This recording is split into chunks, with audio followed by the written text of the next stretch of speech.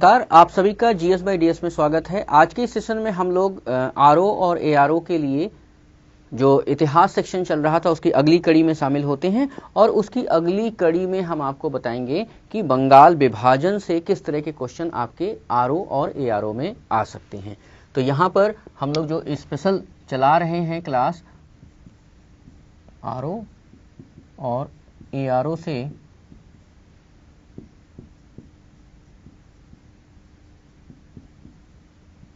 संबंधित इतिहास के महत्वपूर्ण प्रश्न।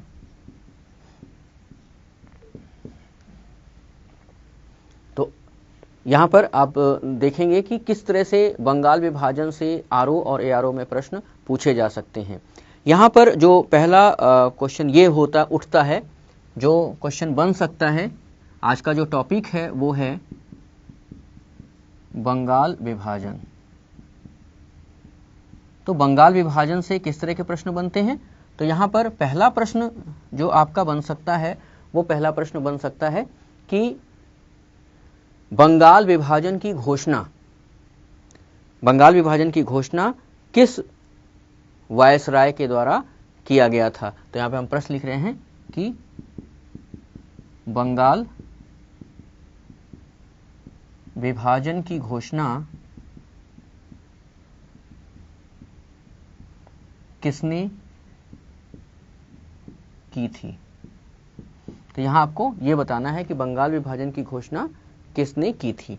तो यहां पर उत्तर हम डायरेक्ट लिख सकते हैं कि किसने की थी, क्योंकि बंगाल विभाजन की घोषणा जिस समय हुई थी उस समय आपको बताना है कि वायसराय कौन था भारत का, या भारत का गवर्नर जनरल कौन था।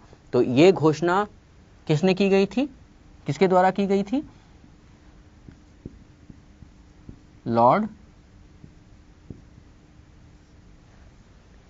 कर्जन के द्वारा किया गया था। लॉर्ड कर्जन के द्वारा ये घोषणा की गई थी। यहां पर एक दूसरा प्रश्न आपका बन जाता है कि लॉर्ड कर्जन ने ये घोषणा कब की थी। तो यहां पर एक दूसरा प्रश्न बन जाता है, बंगाल विभाजन की घोषणा लॉर्ड कर्जन ने कब की थी। तो यहां पर जो उत्तर आएगा उस उत्तर में अगर आप जानना चाहें तो क्या हो सकता है, 20 जुलाई 1905 को। तो यहां पे आंसर क्या आ जाएगा, 20 जुलाई 1905 एडी, यानी ईस्वी। तो इस तरह से आप देख रहे हैं कि बंगाल विभाजन में आपके किस तरह से प्रश्न बन रहे हैं और किस तरह के प्रश्न कैसे पूछे जा सकते हैं। यहाँ पे हम ऑप्शन नहीं दे रहे हैं क्योंकि ऑप्शन देने में समय का बहुत नुकसान हो जाएगा। यहाँ पर आपको सीधे सीधे प्रश्न बता रहे हैं कि कैसे प्रश्न बन सकते हैं और इस प्रश्न का सही जवाब क्या होगा। अगर आप मात्र प्रश्न ही तैयार कर लेते हैं तो आपको हम टॉपिक वाइज प्रश्न अब देते चलेंगे। तो टॉपिक वाइज प्रश्न देने में आपकी तैयारी आसान हो जाएगी और उस तैयारी को करने में मजा भी आएगा। तो यहाँ से अब तक आप 2 प्रश्न जान चुके कि बंगाल विभाजन किसने किया था और बंगाल विभाजन कब हुआ था। आइए तीसरा प्रश्न देख लेते हैं।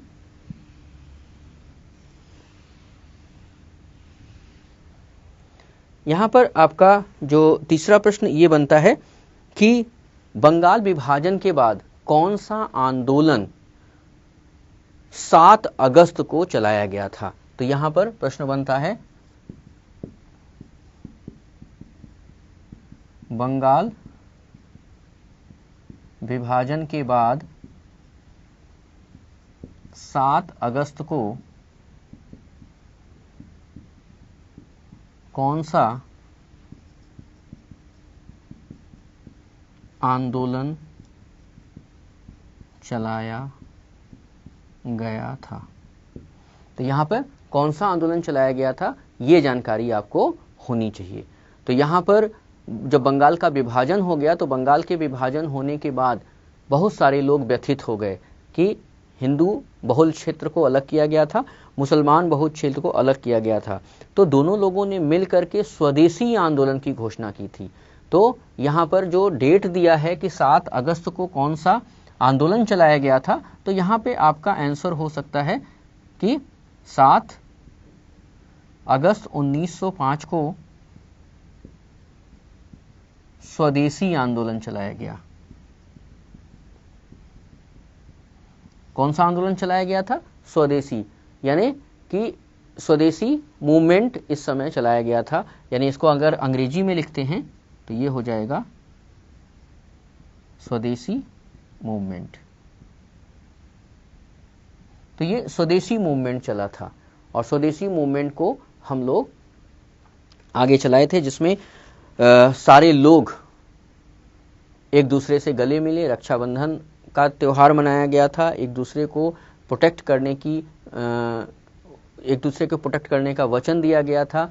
यानी समझ लीजिए कि एक तरीके से जो बंगाल का विभाजन हुआ था उससे अंग्रेजों को ये समझ आ गई थी कि ये दो जो महाशक्तियां हैं, हिंदू और मुस्लिम, अगर इन्हें आपस में ही लड़ाया जाए तो हम लोग काफ़ी सफल रहेंगे और सफलता के एवज में हमें अच्छे तरीके से शासन करने का मौका भी मिलेगा। और इस तरीके से हम देख सकते हैं कि शासन भी करेंगे, वो शासन भी करेंगे और शासन करने के साथ साथ अपना व्यापार भी मजबूती से बढ़ा सकेंगे। तो जो स्वदेशी आंदोलन चला था, इसी स्वदेशी आंदोलन में बहिष्कार का प्रस्ताव रखा गया था। बहिष्कार का प्रस्ताव पारित किया गया था। तो यहाँ पे बहिष्कार का प्रस्ताव भी पारित किया गया था बंगाल विभाजन के ही समय। यहाँ पर एक क्वेश्चन और आपका बन जाता है कि जब बंगाल विभाजन लागू हुआ था तो शोक दिवस कब मनाया गया था। तो यहाँ पे अगला क्वेश्चन जो बनता है कि शोक दिवस, तो हम प्रश्न ही लिख देते हैं।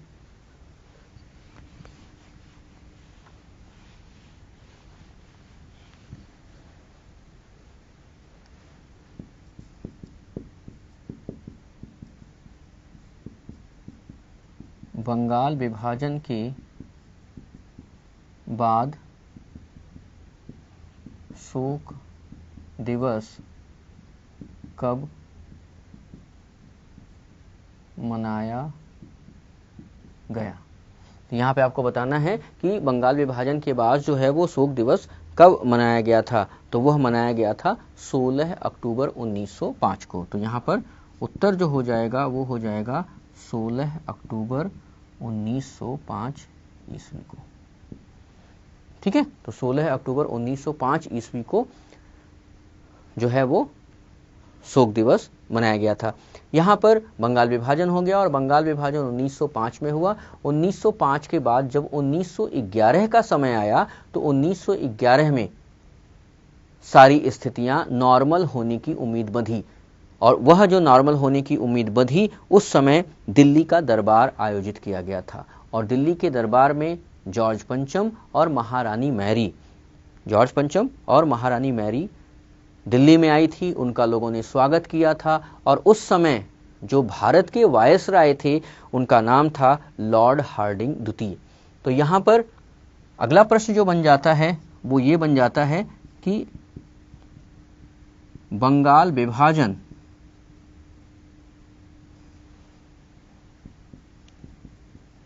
किस वायसराय ने रद्द किया। तो यहां पे आपको बताना है कि जो बंगाल विभाजन है वो बंगाल विभाजन लॉर्ड कर्जन ने तो लागू कर दिया और लॉर्ड कर्जन ने जब लागू किया था तो इसे फिर से किसने रद्द किया। तो रद्द करने का नाम आता है उत्तर में लॉर्ड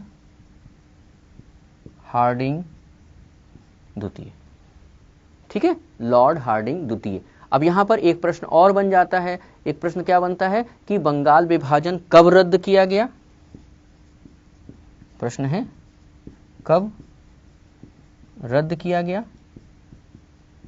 तो कब रद्द किया गया तो वो हो जाता है 1911 ईस्वी यानी एडी में। ठीक है, तो 1911 ईस्वी में बंगाल विभाजन रद्द किया गया था। तो अब यहां पर आपके सामने कई सारे क्वेश्चन आ गए और वो सारे क्वेश्चन इंपॉर्टेंट हैं और हर बार आपके एग्जाम में पूछे जाते हैं। पहला क्वेश्चन कि यहाँ पर आ जाता है बंगाल विभाजन की घोषणा किसने की थी, तो लॉर्ड कर्जन का नाम आ जाता है। फिर यहाँ क्वेश्चन उठता है कि लॉर्ड कर्जन ने चलो भाई बंगाल विभाजन कर दिया, क्या बंगाल विभाजन होने के बाद कोई उसका विरोध हुआ? जी हुआ। विरोध कब हुआ? 7 अगस्त को विरोध हुआ और 7 अगस्त को जो विरोध हुआ वह विभाजन के लिए काला दिवस मनाया गया। काला दिवस मनाने के साथ साथ स्वदेशी आंदोलन की गई और स्वदेशी आंदोलन करने के साथ साथ बहिष्कार का प्रस्ताव रखा गया। तो यहां पर आपका जो आ जाता है कि बंगाल विभाजन में कार्यवाहियां क्या क्या की गई। कार्यवाही में जो नाम आता है वो आता है काला दिवस मनाया गया, बहिष्कार दिवस मनाया गया,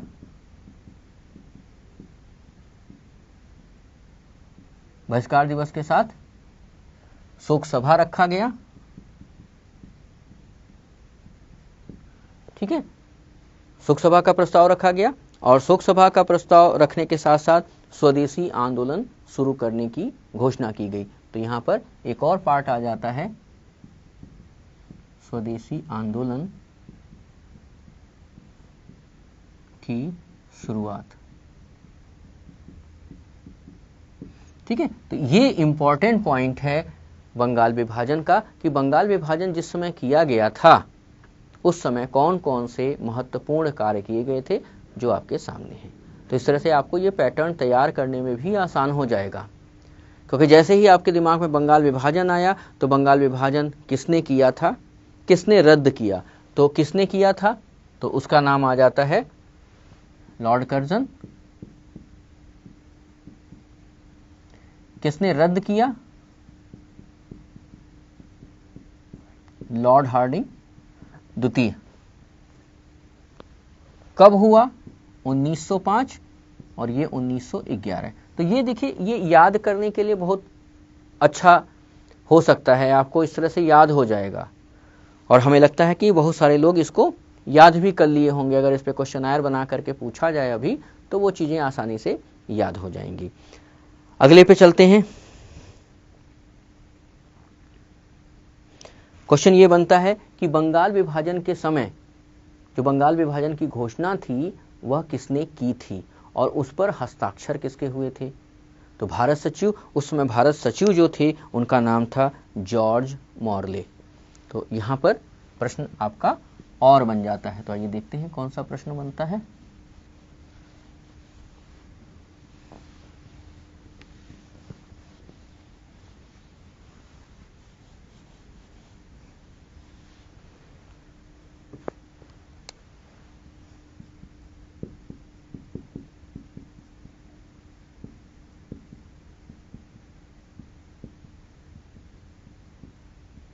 बंगाल विभाजन के समय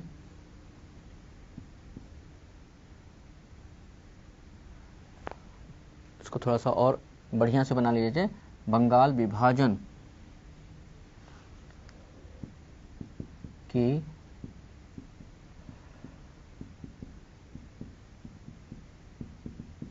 उन्नीस 1911 में किसने रद्द किया। ठीक है, तो रद्द करने का जो कार्रवाई की गई थी वो तो लॉर्ड हार्डिंग द्वितीय के द्वारा की गई थी, लेकिन कार्यवाही हुई थी लॉर्ड हार्डिंग द्वितीय के द्वारा, लेकिन बंगाल विभाजन के प्रस्ताव को किसने रद्द किया था, आदेश किसने दिया था। तो यहां पर 3 लोगों का नाम आता है। पहला नाम आता है जॉर्ज पंचम, दूसरा नाम आता है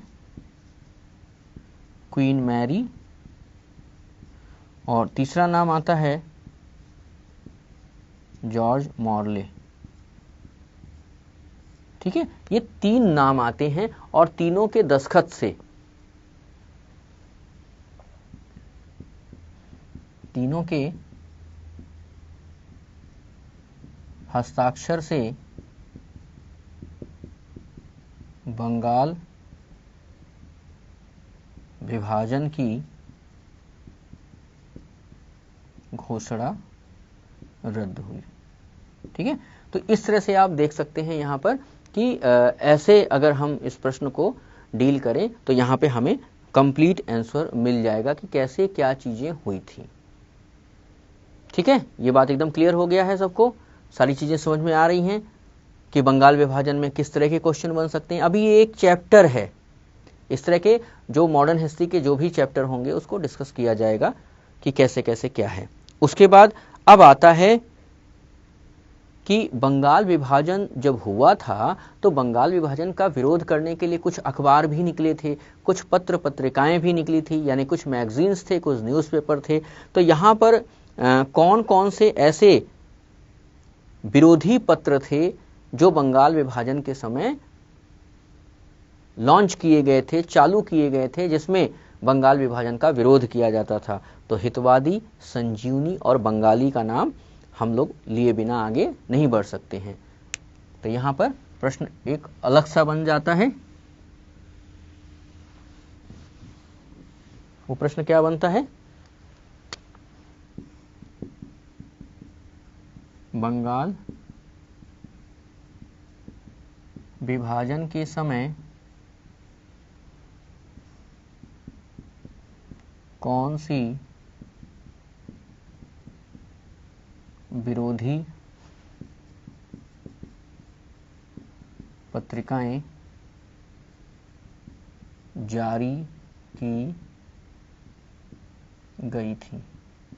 ठीक है, यहां आपको बताना है कि कौन कौन सी विरोधी पत्रिकाएं जारी की गई थी बंगाल विभाजन के समय, कि जिसको बंगाल विभाजन के समय पूरी तरह से इस्तेमाल किया गया था। तो वहां पर अब आपके एग्जाम में हो सकता है एक पत्रिका का नाम पूछे, हो सकता है दो पत्रिका का नाम, लेकिन ऐसा नहीं क्वेश्चन आता है कि दो एक से अधिक का नाम पूछे। कोई एक पत्रिका का नाम पूछ सकता है, लेकिन हम उस समय के जारी की गई तीनों पत्रिकाओं के नाम बता देते हैं ताकि आपको क्वेश्चन करने में आसानी हो। तो वो जो पत्रिकाएं थी वो थी हितवादी, संजीवनी और बंगाली। ठीक है, ये तीन पत्रिकाएं थी। ये तीन पत्रिकाएं उस समय लागू की गई थी, जारी की गई थी, रिलीज किया गया था ताकि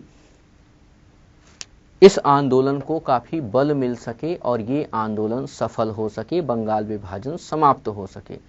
तो यहां अभी तक आपके पास एक अच्छा खासा क्वेश्चन हो गया है, जिससे आप ये जान सकते हैं कि कौन कौन से तरीके के क्वेश्चन बंगाल विभाजन से बनते हैं।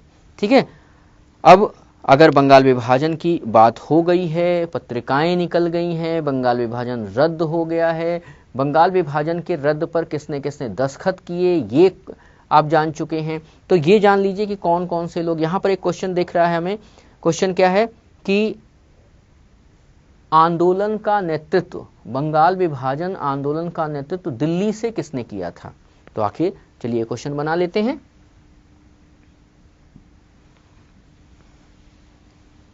बंगाल विभाजन के समय दिल्ली से नेतृत्व किस व्यक्ति ने किया था? ठीक है, तो यहां पे आपको बताना है कि बंगाल विभाजन के समय जो दिल्ली में विरोध उत्पन्न हुआ था, दिल्ली से विरोध हुआ था, उस व्यक्ति का नाम क्या था? तो उस व्यक्ति का नाम था सैयद हैदर रजा। क्या नाम था? सैयद हैदर रजा। तो सैयद हैदर रजा जो थे वो दिल्ली में बंगाल विभाजन का नेतृत्व किए थे। ठीक है, तो ये बंगाल विभाजन का नेतृत्व सैयद हैदर रजा ने किया था और सैयद हैदर रजा बंगाल विभाजन में सबसे महत्वपूर्ण भूमिका भी निभाए थे दिल्ली से।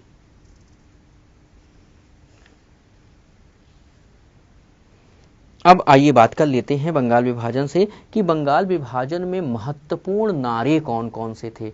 हो सकता है आपके पास ये क्वेश्चन आ जाए कि जैसे एक क्वेश्चन हमें दिख रहा है कि भारत में मेरी 2 पत्नियां हैं। ध्यान से सुनिएगा, भारत में मेरी 2 पत्नियां हैं, निश्चय ही मुसलमान पत्नी मुझे बेहद प्रिय है। ये एक स्टेटमेंट है। इस स्टेटमेंट को किसने कहा था, ये अगर आपका क्वेश्चन आ गया तो अब दिमाग यहाँ घूम जाता है कि भैया ये जो कहा होगा कोई मुस्लिम ही कहा होगा, तो यहाँ पे मुस्लिम नेताओं के भी कुछ एक आध नाम आ जाएंगे। लेकिन यहाँ पे आपको जान करके बड़ा आश्चर्य होगा कि उस समय जो बंगाल के लेफ्टिनेंट गवर्नर फुल्लर थे, उन्होंने ये स्टेटमेंट दिया था कि हिंदुस्तान यानी भारत में मेरी 2 पत्नियां हैं, निश्चय ही मुसलमान पत्नी मुझे बेहद पसंद है। तो ये स्टेटमेंट किसने दिया था? बंगाल के लेफ्टिनेंट गवर्नर, उनका पूरा नाम था ब्रूमफील्ड फुल्लर। तो ब्रूमफील्ड फुल्लर। तो अभी हम इसको इस तरह के भी क्वेश्चन आपको दे दें ताकि स्टेटमेंट वाइज जो क्वेश्चन पूछा जाता है अथवा स्टेटमेंट वाइज क्वेश्चन बना करके पूछा जाएगा तो उसको भी आप कर लें। तो यहाँ पर आपको एक तरीके से समझ लीजिए कि पूरा का पूरा बंगाल विभाजन बता दिया जा रहा है, पढ़ा दिया जा रहा है। यहाँ पे केवल क्वेश्चनायर ही नहीं हो रहा है, क्वेश्चनायर के माध्यम से पूरा का पूरा बंगाल विभाजन आपको पढ़ा दिया जा रहा है। तो चलिए एक एक करके स्टेटमेंट भी देख लेते हैं कि स्टेटमेंट है किसका और किसने कहा था।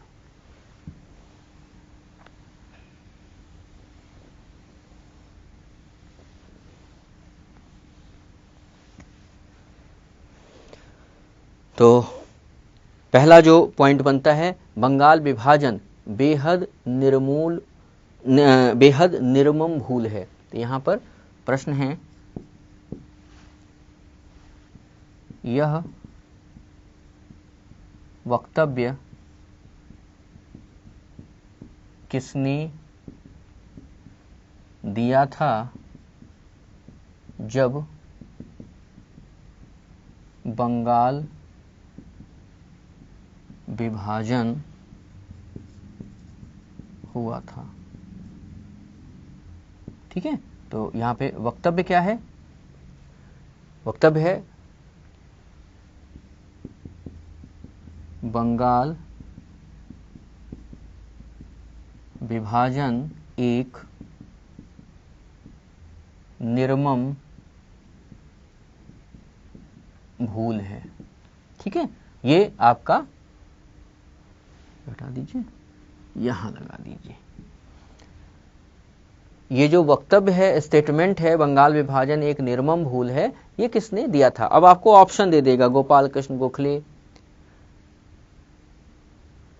महात्मा गांधी, जवाहरलाल नेहरू, रविन्द्रनाथ टैगोर, ठीक है, ब्रूमफील्ड फिल्लर या फुल्लर, है ना। तो अब यहां पर इस तरह के नाम आ गए। अब इस तरह के जब नाम आ गए तो बिल्कुल एक अजीब लगता है कि यार पढ़े नहीं हैं, कैसे होगा ये क्वेश्चन।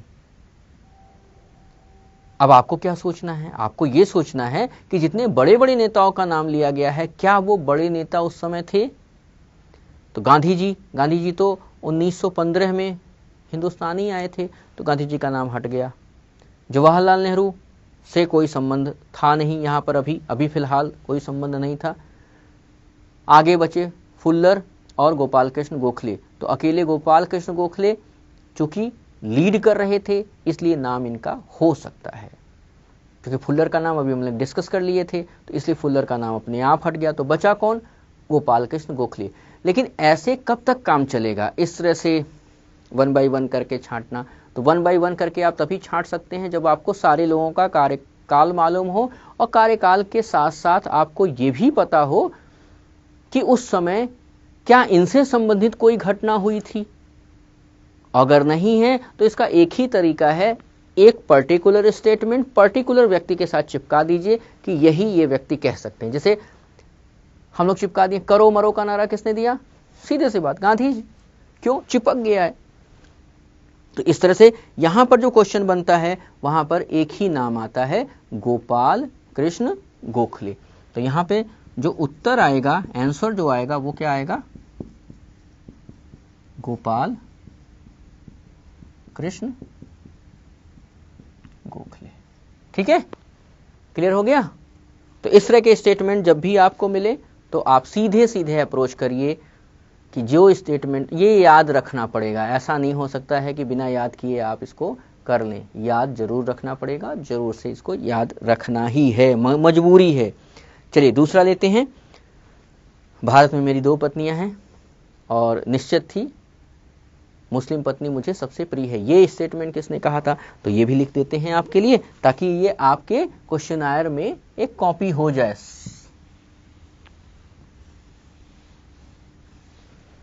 तो क्वेश्चन जो आया है वो क्या है? स्टेटमेंट है, भारत में मेरी 2 पत्नियां हैं, निश्चित ही मुसलमान पत्नी मुझे बेहद प्रिय है। यह कथन किसका है? ठीक है, भारत में मेरी 2 पत्नियां हैं, निश्चित ही मुसलमान पत्नी मुझे बेहद प्रिय है। अब यहाँ पे ऑप्शन दे देगा, गोपाल कृष्ण गोखले, सुरेंद्र नाथ बनर्जी, लॉर्ड कर्जन, है ना, ब्रूमफील्ड फुल्लर। तो यहाँ पे हम डायरेक्ट लिख देते हैं उनका नाम ही। क्या नाम है उनका?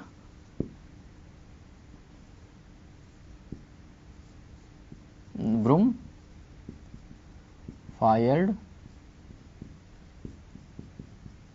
फिल्लर, ब्रूमफील्ड फिल्लर इनका नाम है।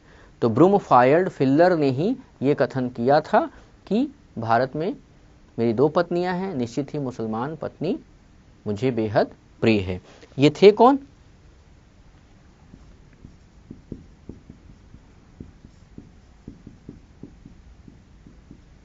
बंगाल के गवर्नर। तो ये कौन थे? बंगाल के गवर्नर। और बंगाल के गवर्नर होने के नाते उन्होंने ये स्टेटमेंट दिया था। शायद इस स्टेटमेंट के पीछे ये तर्क रहा हो कि लोग शांत हो जाएं, लोग इस तरह से, ऐसा भड़काऊ भी भाषण चल रहा था वहाँ पर, तो वो सारी चीज़ें समझ लें और इस तरह से भी जान लें कि जो अंग्रेजी सरकार है, वो अंग्रेजी सरकार जो है वह किसी का अहित नहीं सोचती है, विकास के लिए इन लोगों को अलग किया है, आदि बातें। यहाँ पर एक महात्मा गांधी का भी कथन है, तो उस कथन को भी ले लेते हैं। महात्मा गांधी ने कहा कि बंगाल विभाजन के बाद ही, जिन्होंने अपने समय में कहा था, उस समय नहीं कहा था, बंगाल विभाजन के बाद ही भारत का वास्तविक जागरण शुरू हुआ। ठीक है, तो यहां पर यह क्वेश्चन पूछ सकता है।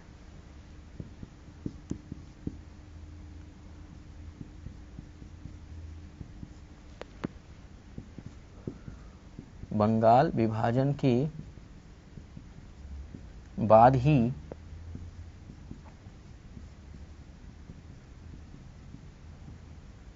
भारत का वास्तविक, बंगाल विभाजन के बाद ही भारत का वास्तविक जागरण शुरू हुआ।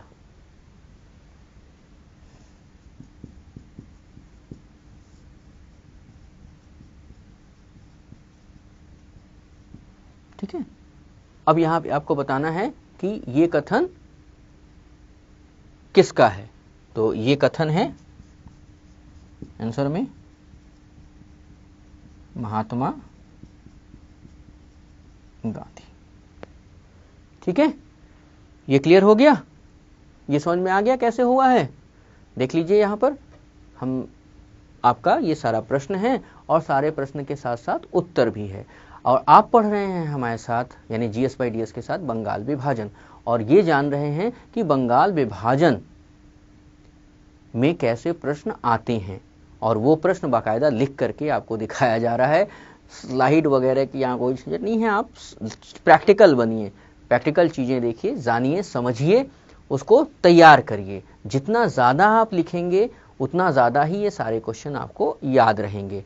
और अगर लिखना बंद कर देंगे, कहीं से PDF डाउनलोड कर लिया तो वो डाउनलोड ही रहता है, वो कभी समय मिला तो खोल के देख लिए, नहीं मिला तो चलो ठीक है, एक संतोष रहता है, लेकिन है का कोई फ़ायदा उठा नहीं मिलता है। और कभी कदा अगर उसको पढ़ लिया तो पढ़ लिया, लेकिन जो चीज़ हम लिखते हैं उसका फ़ायदा हमें मिलता है। तो कोशिश करिए, कोई भी हो, मैथ हो, रीजनिंग हो, इंग्लिश हो, GS हो, लिखने की ज़्यादा कोशिश की जाए, ज़्यादा प्रैक्टिस की जाए। तो लिखने की जितना ज़्यादा प्रैक्टिस होगी वो हमारे लिए ज़्यादा बेनिफिशियल होगा। चलिए अगला प्रश्न चलते हैं।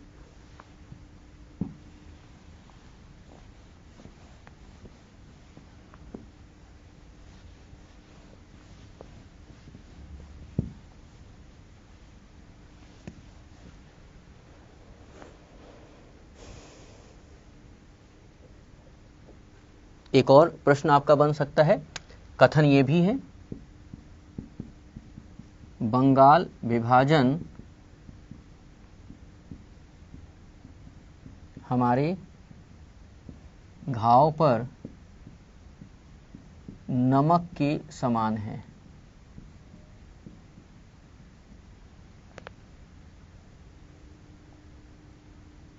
ये कथन किसका है?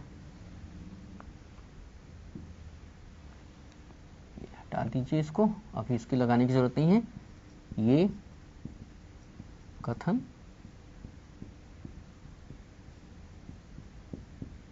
किसका है? क्लियर हो गया? तो ये कथन आपका जो दिया गया है, ये फिर एक बार गोपाल कृष्ण गोखले का नाम आता है इसमें, कि ये कथन किसका है? गोपाल कृष्ण गोखले का। तो यहां पर आंसर क्या आ जाएगा आपका? गोपाल कृष्ण गोखले। ठीक है, ये क्वेश्चन आपका PCS में पूछा गया है। तो PCS है, आप लोअर PCS देने जा रहे हैं, तो उसमें बहुत कुछ अंतर नहीं है। ये क्वेश्चन मिल गया, हमने कहा कि चलो इसको भी दे देते हैं आपको कि हाँ ये क्वेश्चन पूछा गया है इस तरह का। तो ये क्वेश्चन देखिए, यहाँ पे हम आपको ऑप्शन नहीं दे रहे हैं, ऑप्शन आपको मिलेगा, लेकिन आप ऑप्शन से ज़्यादा आंसर पे ध्यान दीजिए कि आंसर पर्टिकुलर पॉइंट्स क्या है उस क्वेश्चन का। तो बंगाल विभाजन हो गया। बंगाल विभाजन के बाद अब यहाँ पर क्वेश्चन आपका ये बन जाता है कि बंगाल विभाजन जब हुआ तो 7 अगस्त 1905 को जो सभा हुई थी वो किस हॉल में हुई थी? उस जगह का नाम बता दीजिए जहां वो सभा की गई थी।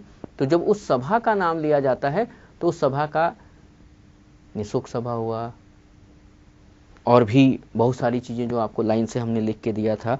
तो वो जो हॉल था उस हॉल का नाम था टाउन हॉल।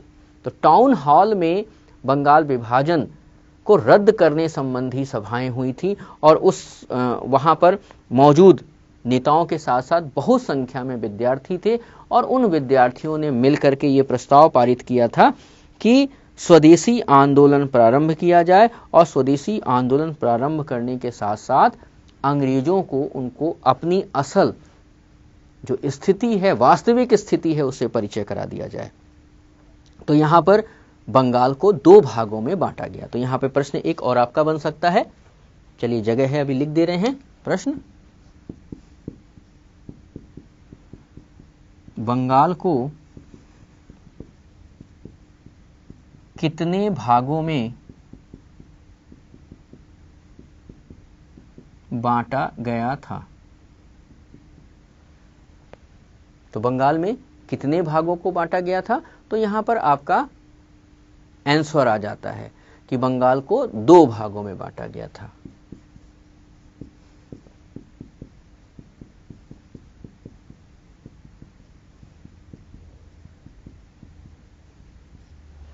पहला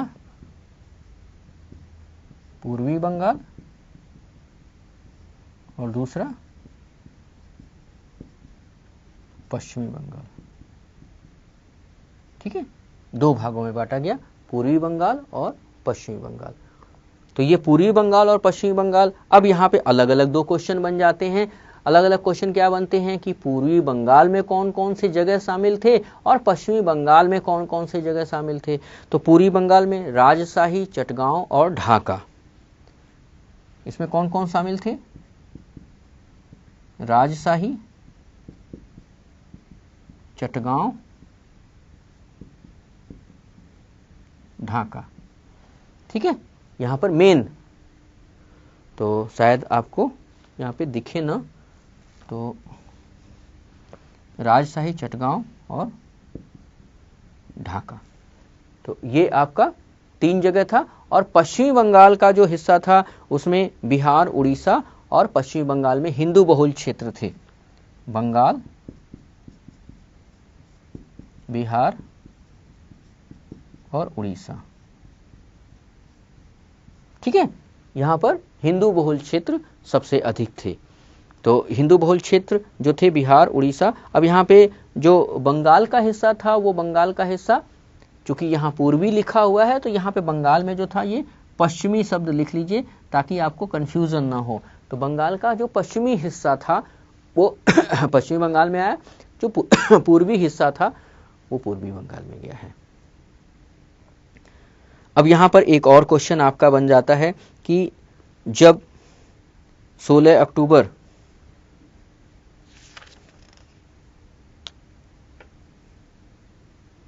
को शोक दिवस मनाया गया था, तो 16 अक्टूबर को शोक दिवस मनाने के साथ साथ रविन्द्रनाथ टैगोर ने राखी दिवस की भी घोषणा की थी। और रविन्द्रनाथ टैगोर ने कहा था कि हम हिंदू और मुसलमान एक दूसरे को राखी बांध करके इस बात की प्रतिज्ञा लेंगे कि कभी भी इनके वर्चस्व से जुदा नहीं करेंगे, हम लोग आपस में मिल के रहेंगे और साथ ही साथ इस विभाजन के लिए आंदोलन करेंगे। तो यहाँ पर एक प्रश्न उठ जाता है, वो प्रश्न काफी इंपॉर्टेंट है, कई जगह पूछा गया है। पूछा ये गया है कि राखी दिवस किस नेता के द्वारा मनाया गया था, अथवा क्वेश्चन ये पूछ लिया जाता है कि राखी दिवस किसने मनाया था। क्वेश्चन ये भी पूछ सकता है कि राखी दिवस किस उपलक्ष्य में मनाया गया था। अब जो बहुत सारे लोग होंगे राखी दिवस को रक्षाबंधन डे मान लेंगे, तो उसके हिसाब से टिक करेंगे, और जो लोग इतिहास के बारे में जानेंगे कि ये प्रश्न इतिहास का है, वो इतिहास के तरह से उसको ट्रीट करेंगे। तो आपको इस पे ही डिपेंड रहना है कि आप कौन सी चीज पढ़ रहे हैं या किस चीज का एग्जाम दे रहे हैं, उस एग्जाम के पैटर्न में कैसे क्वेश्चन आपके बनेंगे, और साथ ही साथ जो क्वेश्चन बनेंगे उसमें कैसे लोग की सोच होगी कि उस क्वेश्चन को उतना सही करके आए। तो इसे मिटा दे रहे हैं।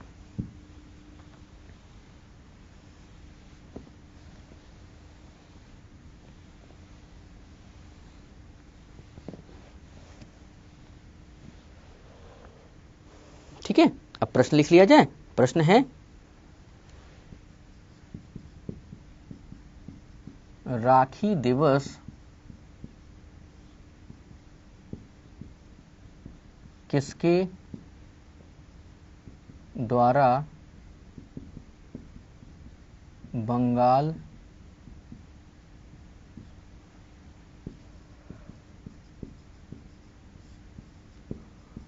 विभाजन के समय मनाया गया था। आपको ये बताना है कि राखी दिवस किसके द्वारा बंगाल विभाजन के समय मनाया गया था। तो राखी दिवस जो था वह 16 अक्टूबर का दिन है। आंसर हम आपको क्लियर कर दे रहे हैं, 16 अक्टूबर का दिन था। और लोगों ने उस दिन खाना नहीं खाया और खाना न खा करके पैदल यात्रा की, और पैदल यात्रा करने के बाद वंदे मातरम गाते हुए गंगा में स्नान किया। आज लोग वंदे मातरम का बहुत विरोध करते हैं, और उस समय क्या हिंदू क्या मुसलमान सब वंदे मातरम गा रहे थे, और वंदे मातरम गाते हुए गंगा स्नान किए, और गंगा स्नान करने के बाद राखी लिए, और राखी लेने के बाद पूर्वी बंगाल और पश्चिमी बंगाल के लोग आपस में एक दूसरे के गले मिलकर के राखी बांधी थी। अब सोच लीजिए कि उस समय का प्रेम कैसा प्रेम था। ऐसा लोगों को लग रहा था कि जैसे जिगर के टुकड़ों को अलग कर दिया गया हो और लोग एक दूसरे से मिलने के लिए पछता रहे हों। आज तो हिंदुस्तान पाकिस्तान बन चुका है, लेकिन हिंदुस्तान पाकिस्तान बनने के बाद भी उतना प्रेम कहीं दिखता नहीं। लोग एक दूसरे के लिए तलवार लेकर के खड़े रहते हैं कि कब किसका गर्दन कहां से उतार दें। इतनी बड़ी खाई बन गई है आज के समय में, लेकिन उस समय खाई बन गई थी, उस खाई को खत्म करने की गुजारिश हो रही थी, उस खाई को खत्म करने की पहल चल रही थी। सोचिए, ये एक ऐसा प्रयोग था जिस प्रयोग में अंग्रेजों को पता चल गया था कि आखिर हिंदुस्तान में दो महाशक्तियां हैं कौन, और अगर इन दो महाशक्तियों को हम अलग करने में सफल हुए तो निश्चित ही भारत पे हम शासन करेंगे। और अगर आज भी इस परंपरा को देखा जाए तो बहुत ज़्यादा कुछ कहने की ज़रूरत नहीं है, आप खुद समझदार हैं, जान सकते हैं कि किस तरह से विघटन का दौर चल रहा है। तो यहाँ पर जो प्रश्न है उस प्रश्न पे हम लोग आते हैं, और प्रश्न यहाँ पर बन जाता है कि 16 अक्टूबर को शोक दिवस मनाया गया था और राखी दिवस भी मनाया गया था, और इसको मनाने वाले थे रविंद्रनाथ टैगोर।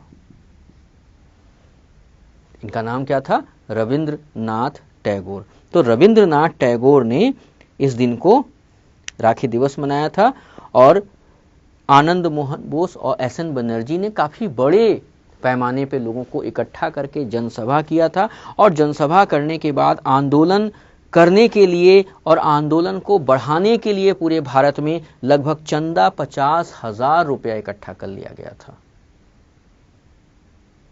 तो आप GS/DS में देख रहे हैं बंगाल विभाजन को।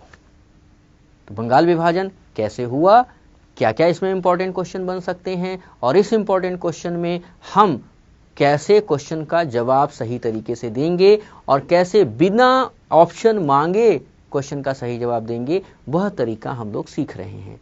उस तरीके में आपको बहुत सारे क्वेश्चन बंगाल विभाजन से मिलने की उम्मीद है।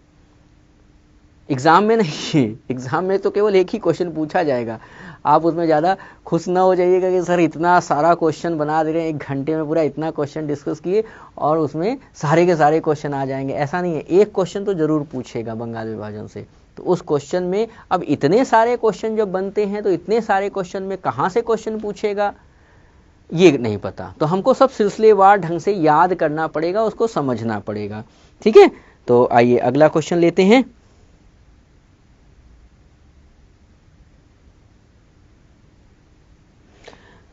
स्वदेशी की लहर उस समय दौड़ चुकी थी, और स्वदेशी की लहर दौड़ने के साथ साथ एक संगठन की स्थापना हुई थी, और उस संगठन का नाम था, क्योंकि यहां पर कहा गया था ना स्वदेशी आंदोलन प्रारंभ किया जाएगा, और 16 अक्टूबर 1905 को जो बंगाल विभाजन की घोषणा कर दी जाएगी। तो यहाँ पे चलिए एक इंपॉर्टेंट क्वेश्चन और आपको मिल गया। कौन सा मिल गया बता दे रहे हैं?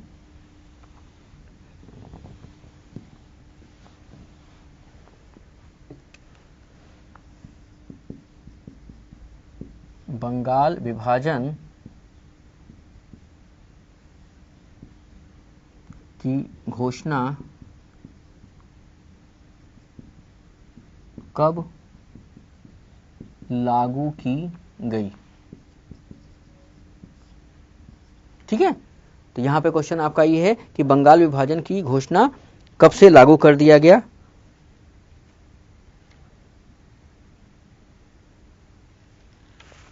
तो बंगाल विभाजन की घोषणा 20 जुलाई, और 20 जुलाई के बाद 16 अक्टूबर को इसे लागू किया गया। तो यहाँ पे आंसर क्या है?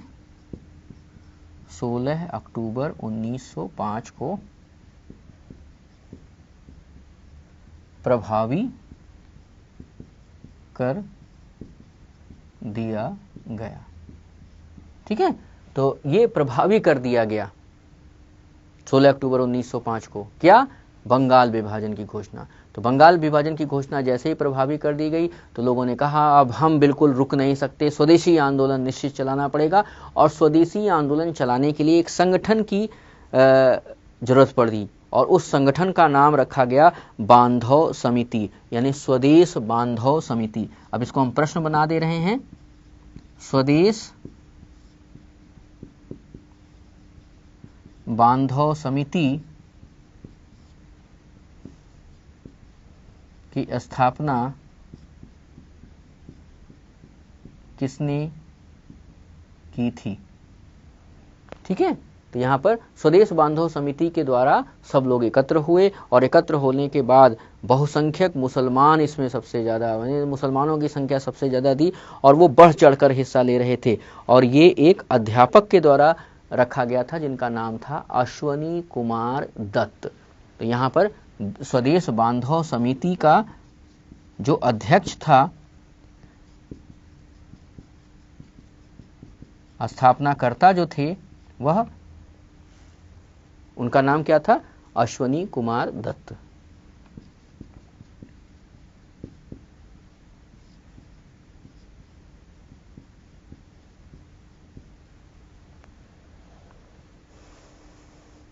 क्लियर है? सारी चीजें समझ में आ रही हैं? ठीक है, चलिए अगले प्रश्न पे चलते हैं।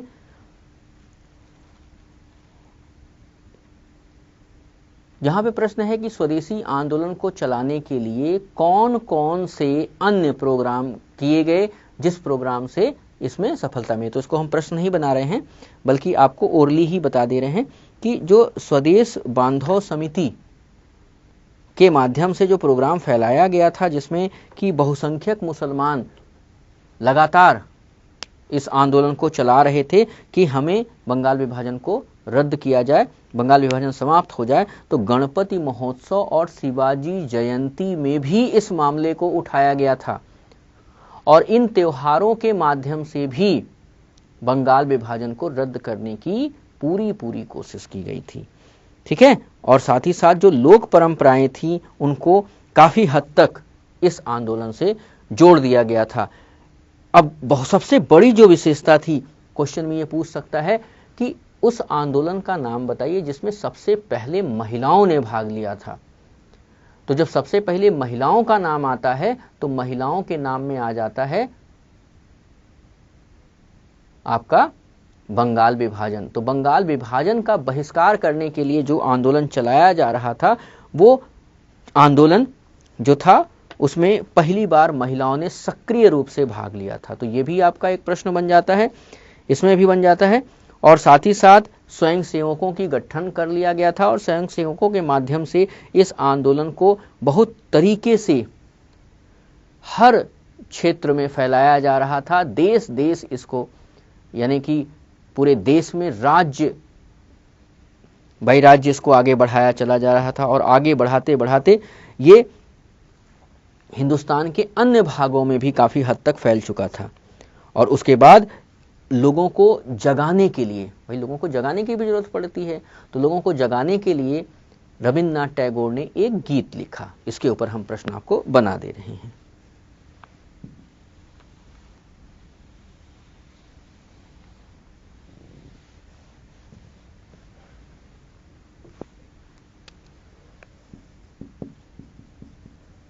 बंगाल विभाजन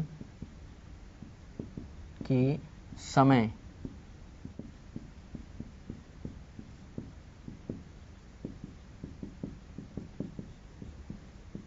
रविन्द्रनाथ टैगोर ने किस गीत की रचना की थी? तो यहां पर आंसर आपका बन जाएगा आमार सोनार बांग्ला। तो यहां पर आमार सोनार बांग्ला नामक गीत की रचना की थी। गीत का नाम क्या था?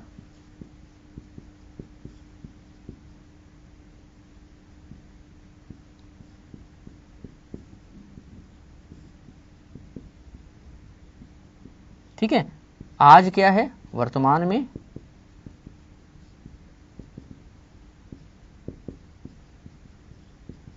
बांग्लादेश का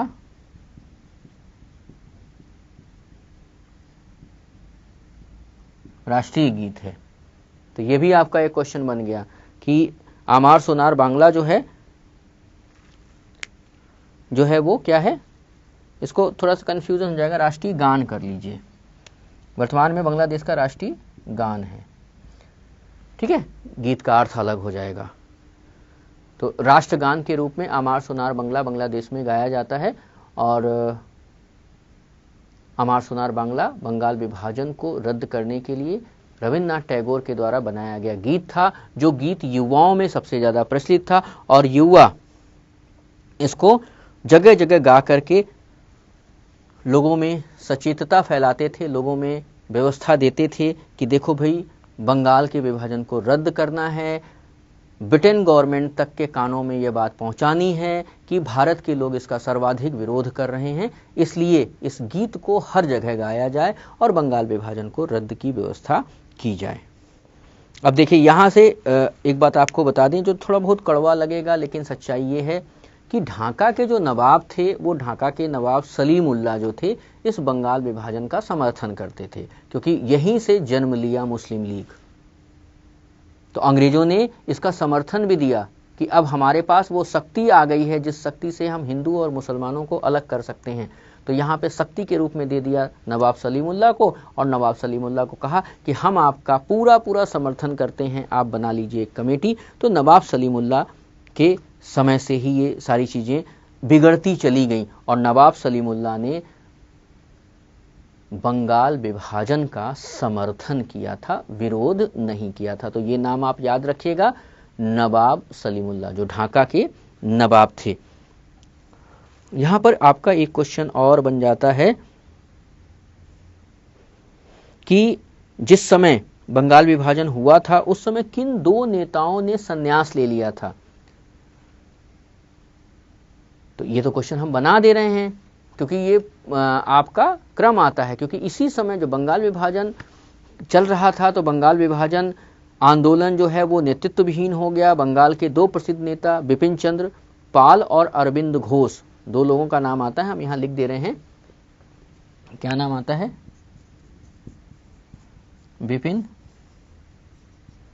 चंद्र पाल और अरविंद घोष। इन दो लोगों ने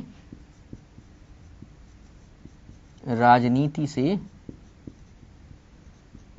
संन्यास ले लिया था। ठीक है, तो यहां पर आप इस चीज को जान लीजिए कि राजनीति से संन्यास लेने वाले ये दो लोग थे जो बंगाल विभाजन के नेतृत्व विहीन व्यवस्था से ऊब चुके थे। ठीक है, उसके बाद तो फिर 1911 में आपका दिल्ली दरबार हुआ और दिल्ली दरबार जो हुआ उसमें जॉर्ज पंचम आए और जॉर्ज पंचम ने इस व्यवस्था को समाप्त करने की घोषणा की। और समाप्त करने की घोषणा के साथ साथ उन्होंने कहा कि बिहार उड़ीसा को बंगाल से अलग कर दिया जाए। तब यहाँ पे क्वेश्चन बन जाता है, चलिए इस क्वेश्चन को बना देते हैं हम आपके लिए।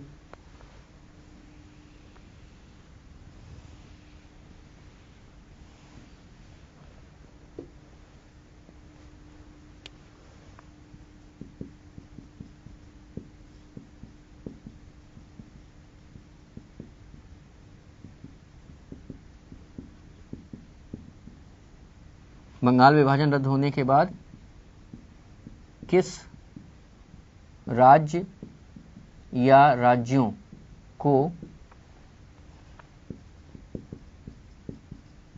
बंगाल से अलग किया गया? ठीक है, तो यहां पे आपका ये क्वेश्चन बन जाता है। तो इसमें आप जवाब दे देंगे कि बिहार और उड़ीसा को बंगाल से अलग कर दिया गया और असम को एक अलग राज्य बना दिया गया। तो यहां पर आंसर जो हो जाएगा बंगाल से बिहार और उड़ीसा को अलग किया गया और असम को राज्य बना दिया गया। ठीक है, चूंकि पूर्वी बंगाल में असम शामिल था, तो पूर्वी बंगाल में जब असम शामिल था तो अब उसकी कोई उचित व्यवस्था नहीं लग रही होगी उन लोगों को, तो उन्होंने कहा कि भाई असम जो है वो राज्य बनेगा। क्या है? असम जो है राज्य बनेगा। बिहार उड़ीसा ये क्या होगा? बंगाल से अलग हो जाएंगे और इन्हें भी आगे देखा जाएगा कि उन्हें क्या व्यवस्था दिया जाए। ठीक है। अब यहां पर एक क्वेश्चन और बन जाता है कि 1912 में ये भी रूल पास हो गया कि 1912 में कलकत्ता से जो राजधानी है, जो भारत की राजधानी कलकत्ता बनी हुई है, वो कहां आएगी? दिल्ली आएगी। तो यहां पर एक क्वेश्चन और आपका बन जाता है।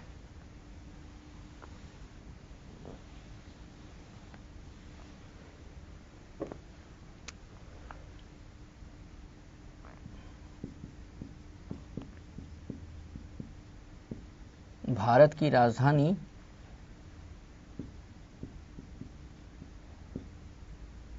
कलकत्ता से दिल्ली लाने संबंधी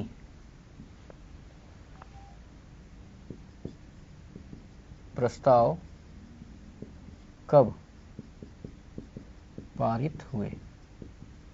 तो यहां पे आंसर जो आ जाता है वो आ जाता है 1911 दिल्ली दरबार, और 1912 में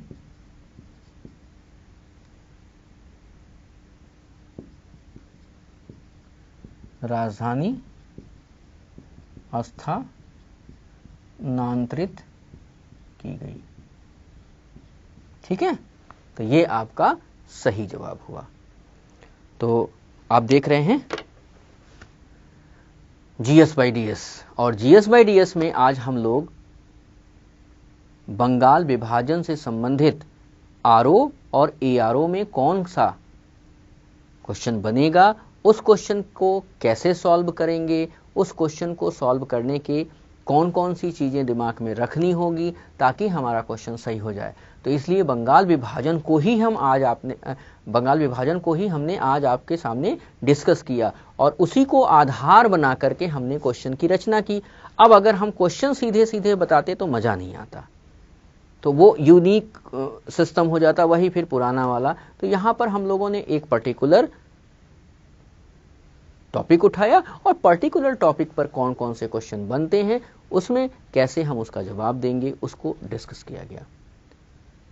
तो आज के लिए बस इतना ही।